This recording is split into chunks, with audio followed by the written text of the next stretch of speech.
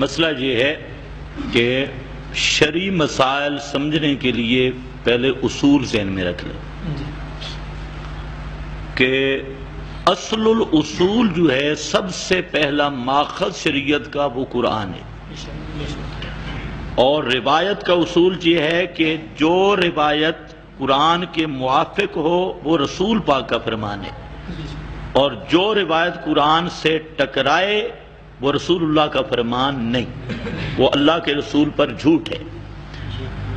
اب مسئلہ یہ ہے کہ قرآن کریم میں اللہ رب العزت نے متعدد مقام پہ یہ مسئلہ بیان کیا کہ مرنے کے بعد کوئی چیز نہیں سنتا۔ مثلا سورۃ فاتر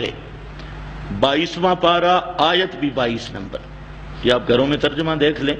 وہاں پر اللہ تعالیٰ نے قانون کے طور پہ ذکر کیا ہے ما انت بمسمع من فی القبور۔ ایک اب پوری بات سن لیں، اب رہ گیا مسئلہ، آپ فرماتے ہیں کہ بخاری میں روایت ہے، تو سوال یہ ہے کہ بخاری کی روایت جب قرآن مقدس کے مقابلے میں آئے گی، اب بخاری کی روایت مانیں گے یا قرآن مانیں گے؟ موٹی سی بات ہے، اس کی سند پہ میں بعد میں بات کرتا ہوں۔ تو مسئلہ یہ ہے کہ حدیث صحیح کا ضابطہ یہ ہے، کیسے پتہ چلے گا یہ حدیث صحیح ہے؟ سب سے بڑا ضابطہ ہے عارضوہ علی کتاب اللہ، اس کو اللہ کی کتاب پر پیش کرو، اور اگر کتاب اللہ کے مطابق ہے تو علی الراس والعین، سر آنکھوں پہ، اور اگر قرآن کریم کے مقابل آ گئی، قرآن نے ایک مسئلہ بیان کیا، روایت میں دوسرا آ گیا، تو یہ اس کی سب سے بڑی علامت ہے کہ رسول پاک کا فرمان نہیں، کیونکہ اللہ کے رسول کبھی قرآن کے خلاف کر سکتے نہیں۔ اب جہاں تک کرانیال کی روایت کا معنی ہے، تو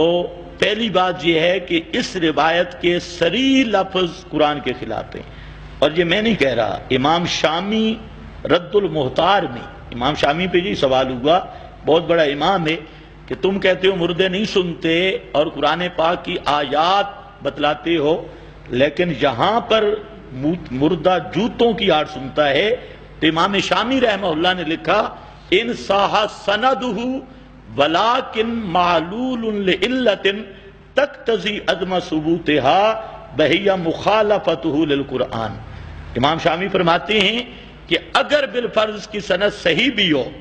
تو اس روایت معلول ہے، اور وجہ یہ ہے اس لیے قابل استدلال نہیں کہ قرآن پاک کے مخالف ہے۔ قرآن میں ہے ما انت بمسمع من فی القبور انک لا تسمع الموتى۔ ایک بعض علماء نے اس روایت کی تعویل کی ہے، کہ اس کی تعویل پھر مختلف کی، کہ سورۃ اتیان ملائکہ سے کنایا ہے یا فلاں فلاں، لیکن اصل بات جو ہے میں آپ کو بتا رہا ہوں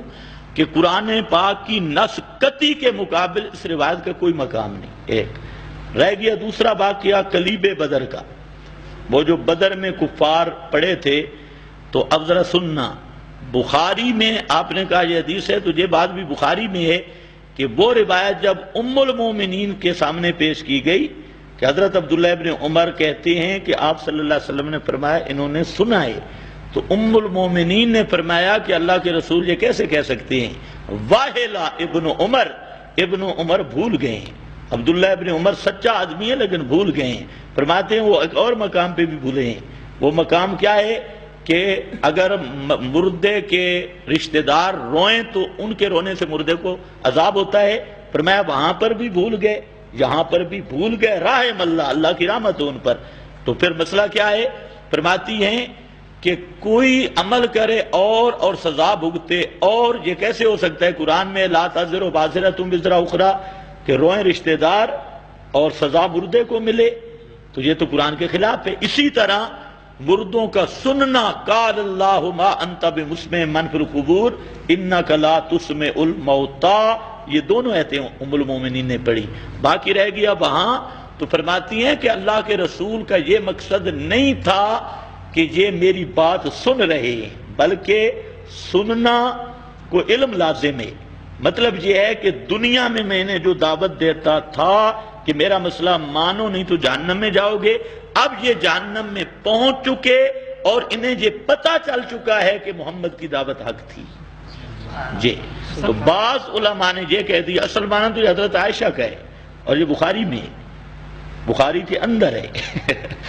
بخاری نے وہ ذکر کر کے حضرت عائشہ کی یہ بات ساتھ ذکر کی. اور پھر مسئلہ ہے کہ جب ام المومنین نے قرآن کریم کا معنی متعین کر دیا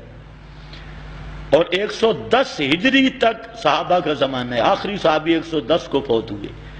تو ام المومنین کی کسی ایک صحابی نے بھی تردید نہیں کی اور اس آیت کا کوئی دوسرا معنی بھی نہیں بتایا، تو اس کا نام ہے اجماع. اجماع سکوتی، یعنی صحابہ متفق ہیں اس بات پہ. پھر ام المومنین کا یہ استدلال اور روایت جو بالکل صحیح سند سے آ رہی تھی، فرماتی ہیں کہ عبداللہ ابن عمر کو سمجھنے میں غلطی لگی ہے، آپ نے سماع سے ان کانوں سے سننا مراد لے لیا ابن عمر نے، حالانکہ سماع سے علم مراد تھا، اور علم بھی اس بات کا تھا کہ محمد کی دعوت حق ہے. یہ بخاری میں موجود ہے. بعض علماء نے یہ کہہ دیا، حضرت قتادہ تابعی ہیں اور بعض دیگر نے، کہ کانا معجزۃ لہ، کہ یہ نبی کریم علیہ السلام کا معجزہ تھا، خرق عادت تھا معجزہ، اور معجزہ میں خالص اللہ کی قدرت ہوتی ہے، قانون عام نہیں ہوتا یا ضابطہ کلی نہیں ہوتا.